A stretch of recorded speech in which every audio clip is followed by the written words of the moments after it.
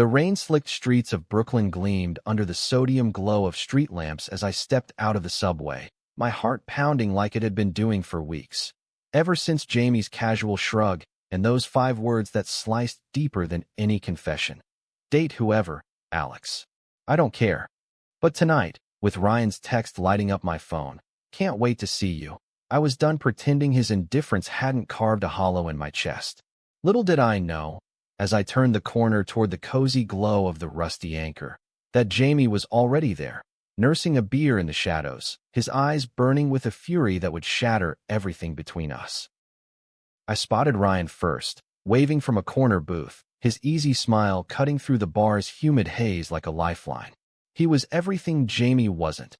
Open, uncomplicated, with that effortless charm that made my stomach flip in a way that felt safe, not like the constant tightrope walk of our friendship. We'd matched on that app 3 weeks ago, after one too many nights scrolling through profiles while Jamie crashed on my couch, oblivious or maybe willfully blind to the tension humming between us. Ryan worked in graphic design downtown, loved indie bands and late-night diner runs, and when he laughed, it didn't carry the weight of unspoken histories. Tonight, he looked perfect in a navy button-down, sleeves rolled up to show forearms dusted with light hair, and I felt a spark of something real, something that could finally pull me out of Jamie's orbit. We ordered drinks, mine a gin and tonic, his a craft IPA, and fell into easy conversation about everything and nothing. The latest exhibit at the Brooklyn Museum, how the subway delays were a conspiracy against New Yorkers. His knee brushed mine under the table, accidental at first, then lingering, and I let myself lean into it, savoring the warmth that didn't come laced with regret. For the first time in months, I wasn't scanning the room for a familiar mop of chestnut curls or replaying every offhand comment Jamie had tossed my way like grenades disguised as jokes. Ryan's stories pulled me in, his hand gesturing animatedly, and when he asked about my job at the nonprofit, coordinating youth programs for LGBTQ+ teens, I felt seen, not just tolerated. Halfway through my second drink, the door swung open with a gust that rattled the hanging lights, and there he was, Jamie, drenched from the downpour, his leather jacket clinging to broad shoulders, jaw set like he'd bitten down on glass. Our eyes locked across the room, and the air thickened, the bar's chatter fading to a dull roar in my ears. He didn't smile, didn't wave, just stood there, fists clenched at his sides, water pooling at his boots. Ryan followed my gaze, his brow furrowing in confusion. "Friend of yours?" he asked, voice light but probing. "Yeah," I muttered, forcing a nod as Jamie stalked toward us, weaving through the crowd like a storm front. By the time he reached the table, his face was a mask of barely contained rage, cheeks flushed not just from the cold. "Alex," he growled, ignoring Ryan entirely, "we need to talk. Now." It wasn't a request, it was a command, laced with that possessive edge I'd only glimpsed in our quieter moments, like when he'd lingered too long after movie nights, his arms slung over the back of the couch inches from my shoulder. Ryan shifted, setting his glass down with a soft clink. "Hey, man, everything okay? I'm Ryan, by the way. Polite. Always polite. That's what I liked about him." But Jamie's glare could have curdled milk. He shot Ryan a look that screamed intruder, then turned back to me, eyes pleading and furious all at once. "This is bullshit, Alex. You ghost me for this." The words hung there, raw and accusatory, drawing a few sidelong glances from nearby tables. My face burned, the buzz of alcohol souring in my veins. "Jamie, what the hell?" I hissed, sliding out of the booth, my chair scraping harshly against the floor. Ryan's hand grazed my arm, supportive, grounding, but I shrugged it off, following Jamie to the dimly lit hallway by the restrooms, where the bass from the jukebox thrummed like a distant heartbeat. He rounded on me the second we were alone, backing me against the graffiti-scarred wall, his breath coming in sharp bursts. "You said you didn't care?" I shot back, voice low but steady, the hurt bubbling up despite my best efforts. "Those were your words. So why are you here, crashing my night like some jealous ex?" He laughed, a bitter, hollow sound that echoed off the tiles. "Jealous? Come on, Alex. It's not about him." But his eyes betrayed him, flicking back toward the booth where Ryan sat, thumbing his phone with forced nonchalance. Jamie ran a hand through his wet hair, leaving it in disheveled spikes, and for a split second, vulnerability cracked through, his lower lip trembling, like he was on the verge of saying the thing we'd both danced around for years. We'd met freshman year at NYU, bonded over shared classes and late-night rants about small-town families who didn't get it, who whispered phase behind our backs. He was the straight one, or so he claimed, dating girls who adored his brooding artist vibe, while I navigated hookups that never stuck, always circling back to him like a moth to flame. But lately, the lines had blurred. Stolen glances during pride parades, his hand steadying me after too many shots at rooftop parties, the way he'd text at 2 a.m. with memes that felt like lifelines. And then, 2 weeks ago, after his latest breakup with Sarah, the one where she'd called him confused, one too many times, he'd shown up at my door, drunk and desperate, collapsing onto my bed and murmuring, "You're the only one who gets me, Alex. Date whoever. I don't care." I'd believed him, or wanted to, enough to swipe right on Ryan and step into something new. Now, with his body heat radiating against mine in the cramped hallway, Jamie's facade crumbled. I lied, okay? God, I lied. His voice broke, hands slamming lightly against the wall on either side of my head, caging me in without touching. Seeing you with him, it hit me like a truck. I can't. I don't want you with anyone else. The confession hung there, electric and terrifying, his blue eyes searching mine for absolution, for reciprocation. My pulse thundered, a mix of triumph and terror surging through me. This was it, the moment I'd scripted in my head 100 times, but not like this, not with Ryan waiting, not with the bar's oblivious hum mocking our unraveling. I pushed him back gently, needing space to breathe, to process. You don't get to do this, Jamie. Not now. Not after everything. He staggered a step, hurt flashing across his features like a storm cloud. But before he could respond, Ryan appeared at the end of the hall, expression shifting from concern to quiet resolve. Alex? You good? Jamie's gaze snapped to him, possessive fire reigniting, and I knew then that the night was just the beginning of a mess that would drag us all under. We stumbled out into the rain together, me, Ryan, and the ghost of Jamie's words trailing like smoke. Ryan hailed a cab without a word, his arm around my shoulders a steady anchor as we slid into the back seat, the city blurring past in streaks of neon. He didn't press for details, just squeezed my hand and said, "Talk when you're ready," his thumb tracing soothing circles on my knuckles. I nodded, staring out at the wet sidewalks, my mind replaying the hallway scene on loop. Jamie's broken admission, the way his breath had hitched when he said my name. By the time the cab dropped us at my brownstone in Park Slope, the gin had worn off, leaving a raw ache in its wake. Ryan crashed on my couch that night, respectful as ever, but sleep evaded me. I tossed in bed, the ceiling fan whirring like accusations, until my phone buzzed at 3:17 a.m. Jamie. I'm sorry. I panicked. Can we talk? I stared at the screen, thumb hovering, heart a battlefield. Delete, block, or hit send. Instead, I set it to silent and buried my face in the pillow, the scent of Ryan's cologne faint on the sheets from earlier hangs. Morning came too soon, sunlight slicing through the blinds, and Ryan was already up, brewing coffee in my kitchenette, humming some indie tune under his breath. Rough night? He asked, sliding a mug my way, his smile tentative but warm. Yeah, I admitted, wrapping my hands around the ceramic for heat. Jamie's. Complicated. Best friend since college. He showed up out of nowhere. Ryan leaned against the counter, crossing his arms, not jealous but curious, his green eyes steady. The jealous type? A soft chuckle escaped me, ironic, given the truth. Something like that. He says he doesn't care about my dating life, but actions speak louder. We spent the morning unpacking it over pancakes, me venting about the push-pull of our friendship, Ryan sharing his own stories of exes who couldn't commit. It felt good, cathartic, like lancing a wound.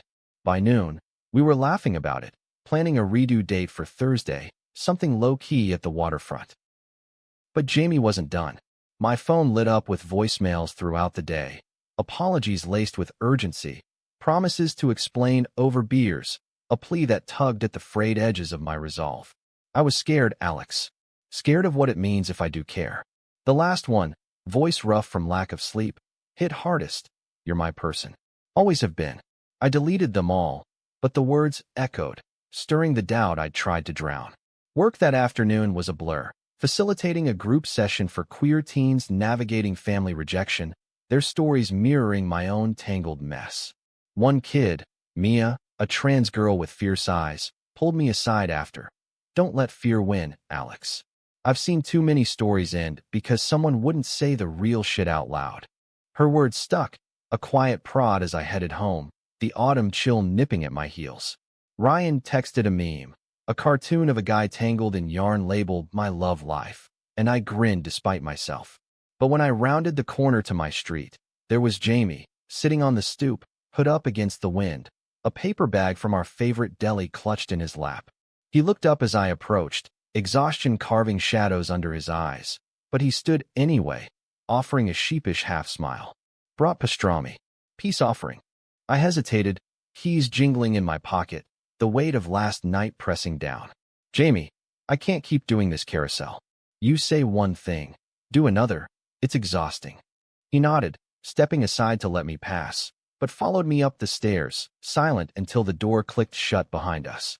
The apartment smelled of stale coffee and possibility, Ryan's borrowed hoodie draped over a chair like a placeholder. Jamie set the bag on the counter, unpacking sandwiches with deliberate care, avoiding my gaze. I know, and I hate that I hurt you, but seeing you with him, it flipped a switch, made me realize I've been lying to myself for years. I sank onto the couch, motioning for him to join, the space between us charged but not hostile. About what? He sat, knees bumping mine, and for once, he didn't pull away. About us.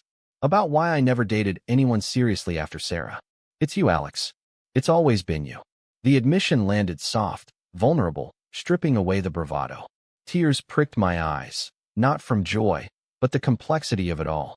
Friendship, love, the fear of losing both. What about Ryan? I whispered, voice cracking. Jamie's hand found mine, tentative, warm. That's your call. But if you'll let me, I want to figure this out. For real. We talked until dusk bled into night, peeling back layers. His internalized doubts from a conservative upbringing in Ohio, my own scars from a dad who still sent passive-aggressive articles about traditional values. Laughter mixed with tears, pastrami forgotten on the counter. When he left, with a hug that lingered, promising more, I felt lighter, unburdened, but the path ahead forked sharply. Ryan deserved honesty, and Jamie deserved a chance to prove he meant it. Thursday arrived crisp and clear, leaves crunching underfoot as Ryan and I strolled the promenade along the East River, skyline jagged against a watercolor sky. He'd suggested it as our fresh start date. No bars, no drama, just hot cider and skyline views.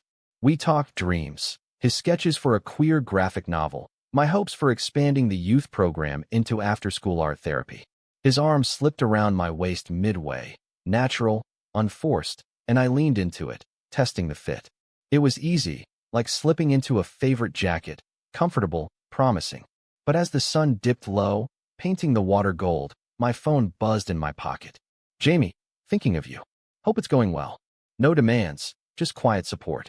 It warmed me more than the cider, a reminder of the depth we shared. That night, back in my apartment, Ryan kissed me for the first time, soft, exploratory, tasting of cinnamon and possibility. It ignited something sweet, a spark that could grow, and I let myself sink into it, hands in his hair, the world narrowing to his gentle murmurs. But as he pulled back, eyes searching mine with that open vulnerability, guilt twisted in my gut. Not for the kiss, but for the shadow of Jamie hovering at the edges, the unfinished conversation that demanded resolution. Ryan sensed it, cupping my cheek. Hey, no pressure. Whatever's going on with your friend, take your time. His kindness was a knife, sharpening the ache. We ended the night with Netflix and takeout, boundaries respected, but the undercurrent of uncertainty lingered like fog. The weekend brought Mia's words back to haunt me during a group hike in Prospect Park, organized for the teens, fall foliage blazing in reds and golds, laughter echoing off the paths.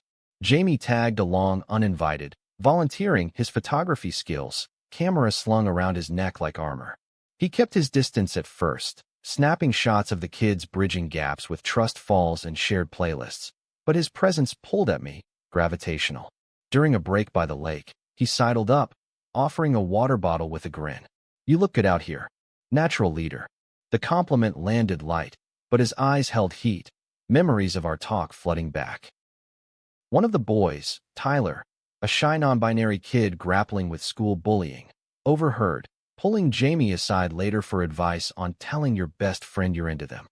Jamie's face softened, sharing just enough of his own story to inspire without oversharing, and I watched from afar, chest swelling with pride and something deeper. Pride events had bonded us before, but this, seeing him nurture the same vulnerability we'd hidden, felt like growth, real and tangible.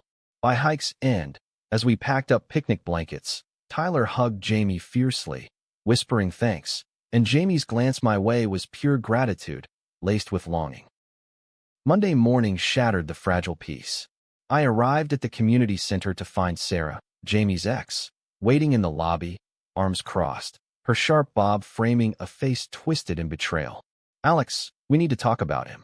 My stomach dropped. She'd cornered him over the weekend, piecing together our history from mutual friends, and now she was here, unloading accusations like ammunition. "He's using you to experiment, you know that? Stringing you along while he figures out his straight crisis." Her words stung, dredging up every insecurity. The fear that Jamie's confession was a phase, a rebound from her rejection. I defended him weakly, but doubt seeded, blooming as I replayed his past flings, the girls he'd chased to prove something to himself, to his family. I texted Jamie mid-session, "Sarah stopped by? Said some shit. Call me." His reply was instant, "On my way." He burst through the doors an hour later, disheveled from a freelance shoot, pulling me into the back office for privacy. "She's lying," he insisted, pacing like a caged animal. "Or twisting it. Yeah, I dated her to fit the mold, but you, it's different. Real." We argued then, voices rising, me demanding proof, him frustrated by my walls, the cycle we'd looped for years. "What do you want from me, Alex? A billboard? Therapy receipts?" I shot back, consistency, not hot and cold jealousy acts. The door rattled with a knock, Mia, peeking in with wide eyes, and we froze, the rawness exposed. That confrontation forced a pivot. Jamie suggested couples counseling, not as lovers, but as friends rebuilding, and I agreed, wary but willing. Our first session that week, in a sunlit office overlooking the Hudson, peeled back more layers. His fear of disappointing his mom, a devout Catholic who'd prayed away his confusion since high school. My terror of being the gay best friend trope, disposable once the straight facade cracked. The therapist, a no-nonsense queer woman named Lena, challenged us gently. Indifference isn't neutrality, it's avoidance. Face the jealousy, what does it protect? Jamie's hand found mine under the table, squeezing, and for once, I didn't pull away. Ryan, bless him, became the unexpected ally. Over coffee midweek, I laid it all bare, the history, the confession, the therapy, and he listened without flinching, stirring his latte thoughtfully. Sounds intense, but if he's worth it, go slow. And if not, I'm here, no strings. His selflessness floored me, turning potential rivalry into respect. We kept seeing each other casually, dinners, walks, while I navigated the Jamie thaw. One night, after a therapy breakthrough where Jamie admitted his bisexuality aloud for the first time, he showed up at my door with takeout and a tentative kiss on the cheek. "Progress," he murmured, and I let him stay, talking until dawn, boundaries blurring into hope. But misunderstandings fester, and Sarah's poison spread. Whispers rippled through our circle, old college friends texting concern, one even confronting me at a gallery opening. "Is Jamie out now? Or just playing?" The prejudice stung, echoing the biases we'd fought in the teens I mentored. Tyler, inspired by our hike, came out to his parents that weekend. They reacted with icy silence, and he called me sobbing at midnight. I held space for him over the phone, channeling my own turmoil into support, but it drained me, highlighting how far Jamie and I had to go. The climax brewed at the annual Pride Block Party in Williamsburg, streets alive with rainbow flags, drag queens on makeshift stages, the air thick with glitter and bass. Ryan invited me as friends, Jamie as my date in progress, a test of waters. I arrived solo, heart hammering, spotting Ryan first amid the throng, his laugh carrying over the music as he danced with a group. Then Jamie, weaving through with 2 glowing drinks, his smile lighting brighter than the floats. We found each other in the crush, hands linking instinctively, the crowd a buffer against stares. It started small, a mutual friend, drunk on sangria, slurring. So, Jamie's finally admitting he's bi? Took him long enough after Sarah dumped his ass. Laughter followed, but it landed like shrapnel, Jamie stiffening beside me. Ryan, overhearing from nearby, shot me a questioning look, and the triangle tightened. Later, as fireworks cracked overhead, Sarah materialized, tipsy, flanked by her new girlfriend, a model-esque woman with a sympathetic tilt. Jamie, Alex, so cute, the little coming-out party. Venom dripped, her girlfriend shifting uncomfortably. Jamie's grip crushed mine. He spun on her, voice low thunder. Back off, Sarah. Your bitterness isn't welcome here. She laughed, sharp and cutting. Oh, please. You're both delusional. Alex, he's straight curious at best. Wait till he goes to you for the next skirt. The words ignited. Jamie lunged forward, but I yanked him back, pulse roaring. Ryan stepped in then, calm as ever. Hey, not cool. Let them be happy. Sarah scoffed, storming off, but the damage echoed in the stunned silence around us. Jamie trembled, apologies tumbling out. I swear, that's not me anymore, while Ryan clapped his shoulder, diffusing with humor. Drama queens, am I right? Beers on me. That night, back at my place, the 3 of us debriefed on the fire escape, city hum below like a lullaby. Vulnerability flowed, Ryan sharing his own ex's outing gone wrong, Jamie vowing to cut Sarah out for good. By the end, lines redrawn, Ryan as friend, solid and kind, Jamie as more, his head on my shoulder under the stars. I choose this, he whispered. Us. Messy as it is. Weeks blurred into tentative rhythm, therapy Mondays, youth group Wednesdays, stolen evenings with Jamie that built like bricks, cooking disasters turning to kisses, park runs dissolving into confessions. Prejudices lingered. Jamie's mom called once, voice tight with concern, but he held firm, hanging up with shaking hands and my arms around him. Ryan dated someone new, a barista with tattoos, and our friendship deepened, him teasing Jamie over group hangs. Don't screw this up, artist boy. The true test came mid-December, snow dusting the streets like confetti. Tyler's family situation escalated, parents threatening boarding school, and our group rallied, hosting a secret holiday potluck at the center. Jamie captured it all in photos, kids laughing over lax, Mia leading a carol remix with queer lyrics. Amid the chaos, he pulled me aside, breath fogging the window. This, us, them, it's worth fighting for. His kiss, then was sure, deepening the bond we'd forged through fire. As New Year's approached, resolutions loomed. Ryan threw a rooftop bash, fairy lights twinkling against the skyline. Jamie and I arrived hand in hand, no hiding. Sarah was there, civil at last, nursing a drink in the corner, growth, perhaps, or defeat. Toasts rang out, and when midnight struck, Jamie's lips met mine under cheers, the world exploding in color. No more fury, just promise, the kind that withstands storms. But life twists. Spring brought Jamie's big break, a gallery show in Chelsea, his photos of queer resilience earning buzz. Opening night hummed with critics and collectors, but midway, his mom arrived unannounced, face pale, Bible clutched like a shield.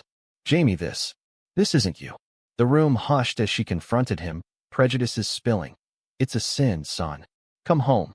He stood tall, voice steady. Mom, this is me. Loving Alex, supporting these kids, it's who I am. Tears streaked her cheeks. She left without another word, but planted a seed of doubt in Jamie, nightmares plaguing him after. I held him through it, our love a bulwark, but the strain showed. Arguments flaring over small things, like his hesitance to post our photo online. Ryan noticed, pulling me for a walk. He's scared, Alex. But scared doesn't mean insincere. His words steadied me, reminding of the friendships anchoring us. Summer heat wave hit, and with it, a youth retreat in the Catskills, cabins, hikes, bonfires for healing. Tyler thrived, opening up about his art. Mia led workshops on identity. Jamie and I co-facilitated, our partnership seamless. But one stormy night, power out, confessions circled the fire. Kids sharing family rejections, mirroring our scars. Jamie spoke last, voice raw. I lost my mom to fear, but found family here. With Alex. Applause rippled. I kissed him then, unashamed, the group whooping. Back in the city, reconciliation brewed. Jamie's mom emailed, a halting apology, inviting us for coffee. We went, neutral ground in a midtown cafe, tension thick as fog. She reached across, hand trembling. I was wrong. Scared. But I see how he looks at you. Tears flowed. Forgiveness wasn't instant, but a start. Hugs exchanged, promises of visits. Fall circled back, Pride's echo and harvest festivals. Ryan's graphic novel launched, queer heroes on shelves, and we celebrated at his reading, Jamie gifting a custom sketch. Life wove tighter. Vacations planned, a shared lease whispered. Misunderstandings faded, prejudices confronted, not erased, but integrated, fueling growth. One crisp evening, walking the bridge, Jamie stopped, ring box in pocket. Not proposal, but commitment band, engraved always yours. No more games, he said. I slipped it on, silver glinting, heart full. From fury to forever. The drama our catalyst, love the quiet triumph.